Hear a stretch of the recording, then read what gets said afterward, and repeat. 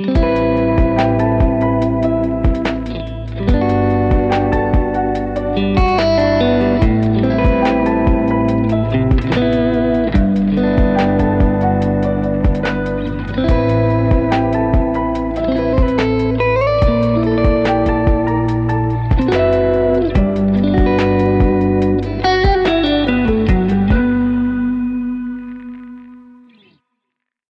tape.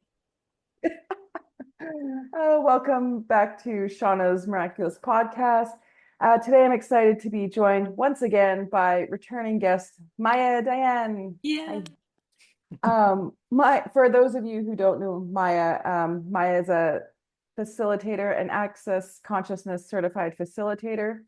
So someone who brings a unique perspective on life, relationships, energy, personal growth, and creating greater possibilities. Over the years, Maya has helped people explore new ways of approaching challenges, change, and self-awareness with more ease and curiosity. Maya has been a guest on the podcast several times before, and our conversations always led to thought-provoking insights, practical tools, and plenty of inspiration. I'm grateful to have her back on the show, and I'm looking forward to diving into today's topic. Welcome back.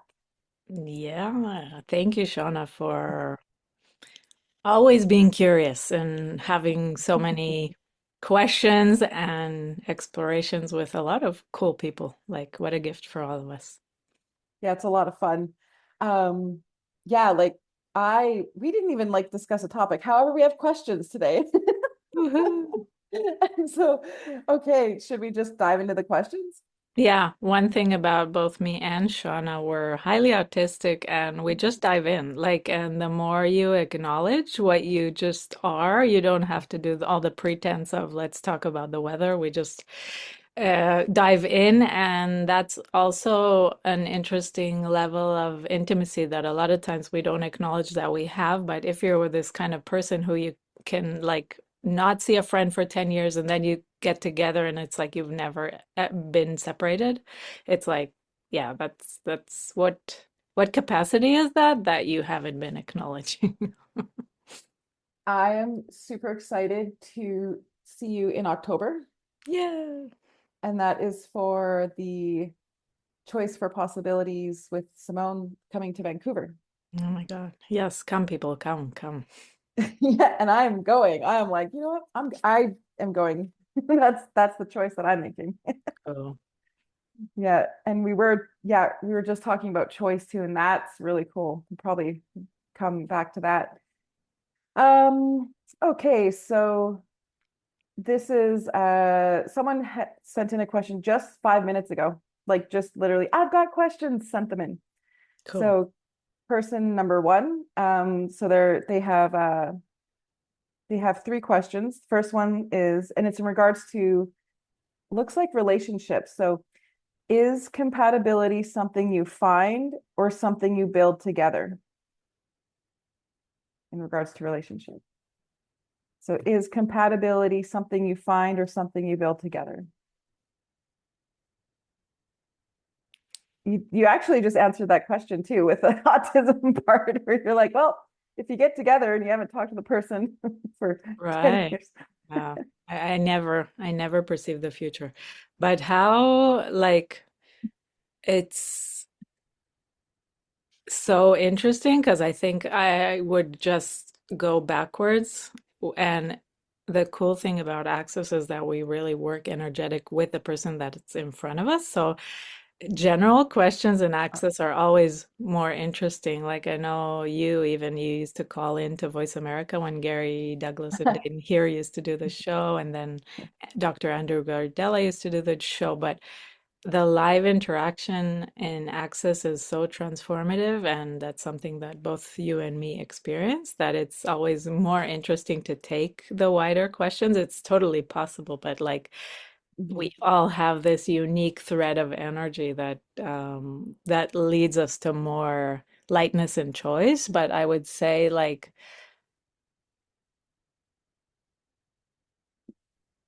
Oh, are you is there? Oh, compatibility for you? Was it my internet? yeah, you came back and you said, is compatibility for you? And that's what we got. So you said, is compatibility for you? Is like, I would say, go back. Like, what is compatibility for you? And why are you searching for compatibility? Like, what is that? Mhm. And then obviously it would really depend on the person's response to where that would go. Yeah, I think that's a great way to approach it because, like, I think you're really speaking to, wow, it's really cool how you're speaking to that energy because my brain went blank when this question came up, but you're speaking to the question of what is compatibility? Like, because it's like, is compatibility something you find or something you build together? And compatible, it's like, yeah, that's an interesting word as well. Because I'm trying a okay, new space for the internet. okay. Yeah. And then okay, so let's Because yeah, go, like yeah. if it would be someone live, I would go through a whole exploration with them of like what do they think compatibility would give them? What is compatibility for? Like it's just this whole world of ideas that we have that never have to do anything with the reality of what we're choosing. I guess, okay, so my take on that, thanks for even expanding on that, because I was like, because I really was like kind of the same thing you just said. So I guess for an example, I would say, okay, for relationships, I would say, oh my God, I want to spend my time with one person all the time and have everything in common. And then when that showed up, Hmm. it was very heavy and but I got everything I asked for. I got someone I spent every single living moment with. But when I was away with them, it was so light and expansive. Hmm. And then now I have someone that I see once in a while, whatever, no big deal. And it's really weird, but it's also working for me. But it's like, yes, there's compatibility, but it's also there's a lot of things that are unknown and I don't know the person, but it works. But I don't see them every single day. Is it compatible? Great question. Looking like that's a whole probably session for a facilitation about. Yeah. Anyway, so there's two things going on here. Something that doesn't look the way it should, and it's casual, whatever, no big deal, no feelings, easy. And then there was this like relationship of every single day breathing in, breathing out the person. Were we compatible? Oh yeah, we did everything together. We had everything in common. We drank coffee. We go out for breakfast. That doesn't even sound like any relevant.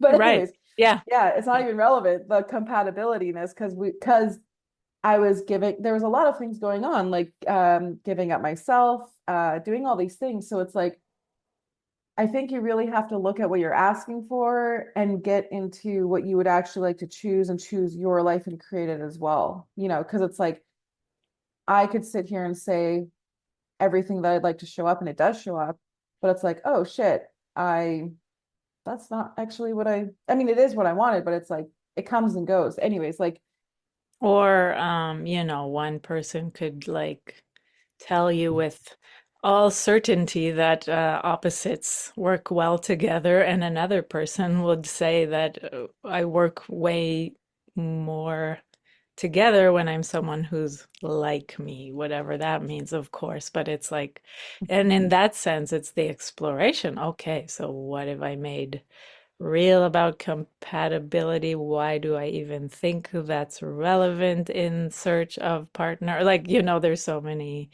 mhm, layers to it. And then the gift is you get to a truth and check out if it's true for you, or maybe it was true for you, maybe it's not true for you anymore. Like it's layers upon layers upon layers of like, what what's your reality now kind of thing, and what would you like to create, as you said.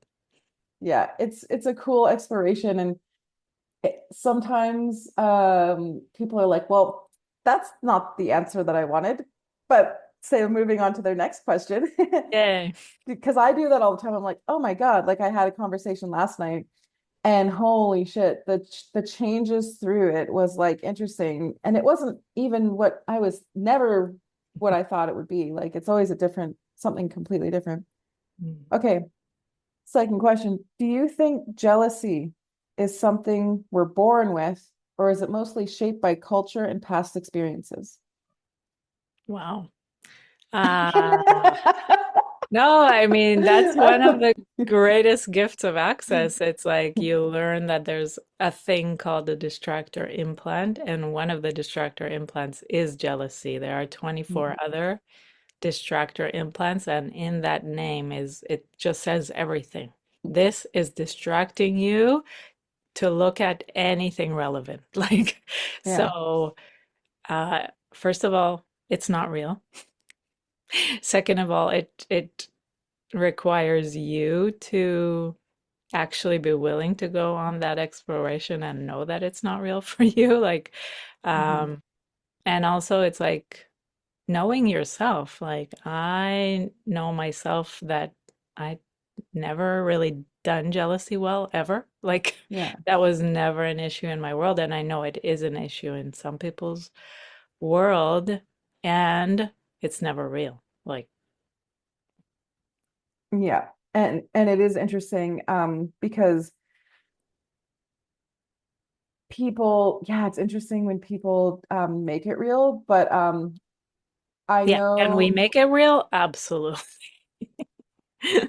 I know that access can be new to some people. So acts when we refer to access, it's access consciousness. And it's basically it's available in over 170 countries. The website is accessconsciousness.com, and it has contributed changing the lives of hundreds of thousands of people around the world for the past 30 years. Founded by Gary Douglas in 1995, with co-creator Dane here since 2000. And it's a worldwide movement created by every single person participating in all of these classes. So Access Consciousness, it offers transformational, life-changing tools and processes through private sessions, classes, workshops on just about every topic that is prevalent in daily life. So that's when we talk about access, we're talking about a whole lot of tools. And so, like with what you were just saying, the jealousy thing is part of distractor implants. Um, I would say that I think people take jealousy and then they kind of know kind of what it is, be either by energy or getting jealous over, like who's this person talking to, or it could be something made up, like, oh my God, I think they're talking to someone and they should be only talking to me. I'm jealous. Oh, and also oh my God, I don't know if I messaged this to you because I always message you random things. So the other day, I was looking up, I think, change. Oh, yeah, it was change. And so it said jealousy is when something changes, and envy, being envious of someone, is when they, like, for example, have something. Mm, So I could be envious of somebody having the means, methods, and modalities to travel all over the mhm. world. And I'm like, oh, I'm so envious of them. They're traveling. Jealousy is when something changes. And that was in the reference material. Yeah. Okay. Yeah. Anyways, but jealousy is also a distractor implant. And I was like, Yeah. So it could sound weird, and that's okay. It could be like, okay, so I'm gonna explore this thing, and it's sometimes as easy as just asking, okay, what's underneath this? Like I'm directing some kind of anger, or call it yeah. jealousy, call it whatever you want. Okay, I'm directing this energy. What's underneath this? Mhm. Oh, okay. I don't know. I want this person to spend more time with me. Okay, what's underneath that? Like just getting to the layers of like when I'm stating anything, really, any energy of conflict in a relationship, what's underneath that? What are we really asking for? And what are we distracting ourselves from constantly with using those energies? Like, Or when you had said your first example, I also got, or it's like, oh, or my partner wants to control me. It's like if you perceive your partner as jealous and they're like, it could be, oh, they just want me to stay at home and do nothing and only talk to them. And if they ever come home, I'll be there. yeah. Yeah, if that energy is directed to you, like, yeah, what is the other person trying to accomplish with it? And We all learned in different ways that like the controlling an environment is somehow safer and we think it creates more, but usually those walls are like taken apart in some way, like either that just destroys the relationship if jealousy is constantly projected from either side, or the person just wants to run away further the more you do. Like it never leads to like greatness. Let's And that's exactly what I got with the reference material because it said, and we can include jealousy and control. They said control and jealousy. Yeah, like you said, it doesn't go anywhere. It doesn't make the relationship. It'll basically end the relationship. yeah. And that's what I find what's going on right now is that I have something going on where I say I don't care. Obviously I do, but I'm like, oh, this is so easy. It feels like I don't care. It's like easy. See you when I see you. No significance. Bye. Call me when you're free. The no worries. And every time you go to like, I do care and I do have to raise some conflict here, how much is that just how you're supposed to do things? Like, Right, you know. right. From this reality where people are like, yeah. And then, but we look at this and like you said, once we get down to the bottom of it, it's like, again, the tools, who does this belong to? And that could be a whole slew of everyone else and anyone else. And just like you said, what was instilled in reality to say, oh, well, now I have to care because this person's pushing my buttons or they're trying to control me. And now there has to be conflict. But the coolest thing about this is once you start to get down to what's really true for you, it kind of clears things. And you're like, oh, well, what's my reality? Maybe I can let go of this easily, or maybe this was my mother's problem that I picked up on. It's really asking questions. Who does this belong to? What does this mean? What is this for me? What is my reality? What am I aware of? Yeah. And really, one of the greatest things in Access is that, because a lot of times we have a few books, Divorceless Relationships, Relationship, Are You Sure You Want One?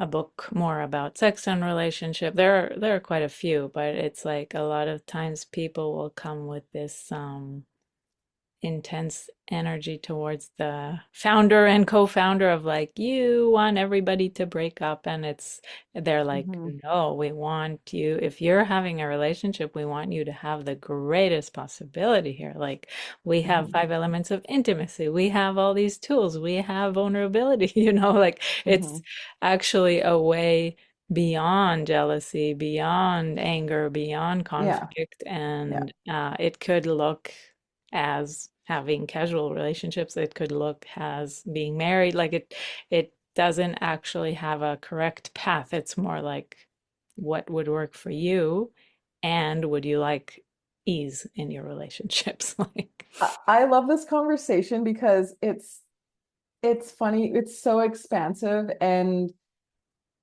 it's like we have like little bazookas and we're like pew pew, we're like, okay, let's make a change in someone's life today. So the third question from the first person who sent questions in, and it's interesting. It's should couples combine finances or keep them separate? I think that is a conversation definitely to have. And personally, I've always kept everything separate.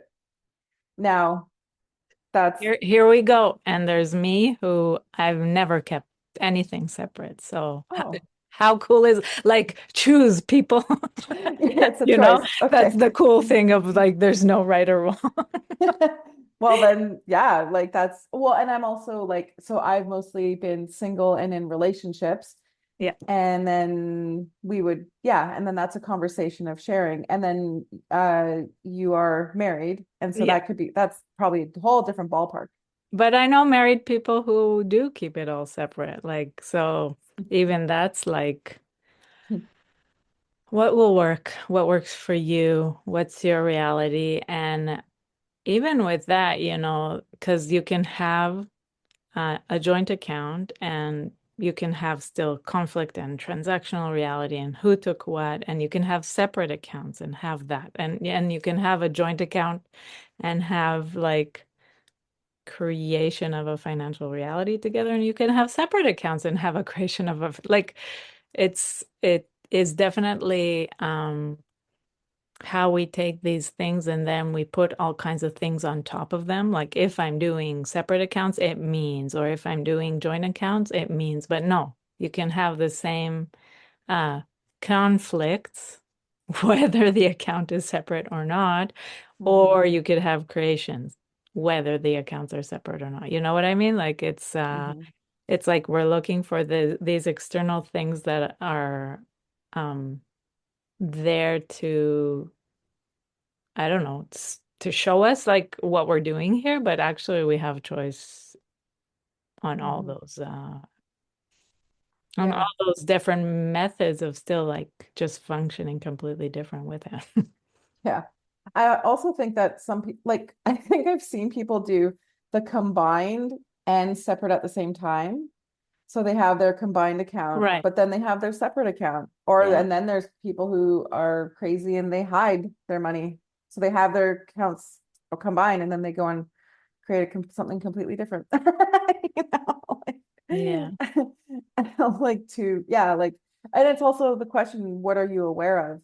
Because it's like, what is going to work for you? And I've also seen people who try to be like complete, I guess I was going to say gurus, but controlling other people's finances. Like someone could step in and say, oh, I know that if you take $5,000 and give it to me, I'm going to turn it into 10, 20, 30, and you're going to be a millionaire. Meanwhile, it's their pitch, their sales pitch of trying to control someone's money.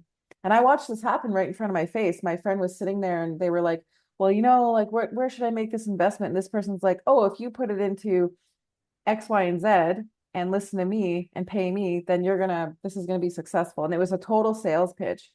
So in regards to finances, I'd say it could be something to educate yourself on. So talking to whether it's a bank or Google, like figuring out the best education for your finances to be like, is it going to be better for me to combine this or keep it separate? And I'd say keep educating yourself on money and what that is for you so that you can Yeah. make that best decision for yourself. It's also really cool because with whatever you're talking about, you're showing me like the value of having the five elements of intimacy with yourself, like that trust in yourself. Just gives you so much more ease with all those choices. Because if Mhm. you know, if you're willing to really cultivate that trust in yourself, then first of all, there's no wrong choice. Mhm. Kind of like we were saying, we have this, we have that. Like it doesn't really matter, but it's like once you ask and keep creating and keep cultivating that trust in yourself, you're just functioning with everything from a different space. Like, Um, the five elements of intimacy are allowance, trust, gratitude, honor, vulnerability. vulnerability. There we go. Thanks. That's cool. Wow, I was not expecting that either. I was not expecting that. Awesome. Um, do we have time to move on to a couple more questions? Let's do it. Okay, so the second person sent in questions, and there's about three questions, and it's relationship related, and says, I'll kind of read all three of them out and see how that goes. It says, why is it so hard to find real people wanting real relationships? What is a small everyday habit that you think builds the strongest foundation for a partnership? And are WLW, so are women who love women attracted to thicker bodies? Because I feel like no. And I'm okay. So That's cool why? because I mean, they just released a book about the Mhm. five elements of intimacy. So, and I think we kind of mentioned that quite a few times between the two of us, like how much that is a foundation of everything we talk about. during these relationship conversations. So that's definitely with regards to question number two. Hmm. Um, Yeah, I would say, yeah, the five elements of intimacy, I would kind of sit there and kind of like look at it and see what it was for me. And like for me personally, I would focus on that. Like throughout my days, I'd take some time and look at that and really create an energy and a space for myself. And then I asked for someone to show up because it sounds like if someone's looking for a relationship and wanting a relationship, to create that, it's like what I did was I was looking at the five elements of intimacy for myself. And funny enough, someone showed up and it was everything that I'd asked for, and it was a lot of fun. wow. So that's like through getting clear and Can you it give an example of like what question did you ask, or like what did it look like to sit with the five elements of intimacy with yourself? Or it was cool because I had time. So like it was kind of like each day it was kind of journaling and listening. Well, I was also listening to music that I liked that was very a contribution to me. Mhm. And yeah, when I was sitting there, it was looking at what I would like. And then the five elements of intimacy, I'd look at trust and I'd be like, okay, so what is that for me? So I'd be like, oh, for example, I'd be like, trust is like also it's trusting myself and feeling like a sense of secureness, not having to have the worries and anxieties. And trust would be like just knowing, like kind of ultimate knowing. Because if I said I trust myself and I trust this person, but I also knew that this person trusted that this person would cheat.